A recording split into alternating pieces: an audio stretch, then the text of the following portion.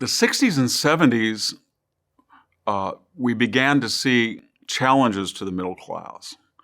And that was from the very beginning of globalization. In other words, after World War II, the United States, remember, was the only country that was viable. There was no Soviet Union, so to speak. It had been demolished in World War II, and it wasn't efficient anyway. Japan had been flattened. There was no Asian tiger in Vietnam or Korea. China was under Mao's Cultural Revolution or revolutionary period. It was impoverished. Our allies in Europe, what is now the EU, were destroyed by German occupation. Britain had been bombed. We were the only pristine country, and we supplied the world for 50 years with tires and cars and steel. And then suddenly we made the world very wealthy because we engaged in asymmetrical trade. We said, if we have trade deficits and they have trade surpluses, they need it to get back on their feet. We had all of these international agreements, trade agreements, United Nations, where we ceded sovereignty. We created military alliances. There were trade pacts. They were all very good. The World Bank, the Export-Import Bank, the International Monetary Fund. It was all predicated on the principle that the United States was so wealthy after World War II and had escaped its ravages that it could wage the Cold War and stop communism, and it did very effectively.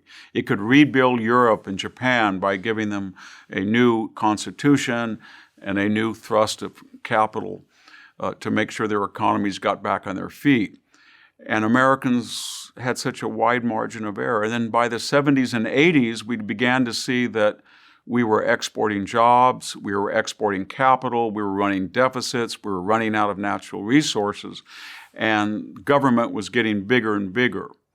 And for a brief moment, we sort of had a revolution to restore citizenship and American entrepreneurialism. It was very common to what happened to Rome, say, in the 2nd century AD, when it looked like all of the conditions that would later destroy it were going to happen 300 or 400 years earlier. And in the 250s to 300s, there was a renaissance, as there had been about a century earlier. Rome had that unique ability to go back to its founding principles and then to avoid the catastrophe on the horizon. And during the Reagan administration, there was at least a cessation in the growth of government. There was tax cuts. There was emphasis on the individual and the middle class, and the idea that government would not keep growing to subsidize the poor and make deals with an established elite. It was sort of, let's open the arena again and let everybody participate and may the best people win. And if you look at the actual purchasing power of the middle class, if you look at incomes, if you look at home ownership, this started to create a wave where we whipped inflation, interest rates were manageable, and the United States started to prosper again. And then at the millennium, this insidious force of growing government, adding new cabinet divisions, having new bureaucracies, whether it's at your airport, the TSA, or whether it's growing the IRS or the intelligence agencies, or getting in more optional wars overseas, the government started getting bigger.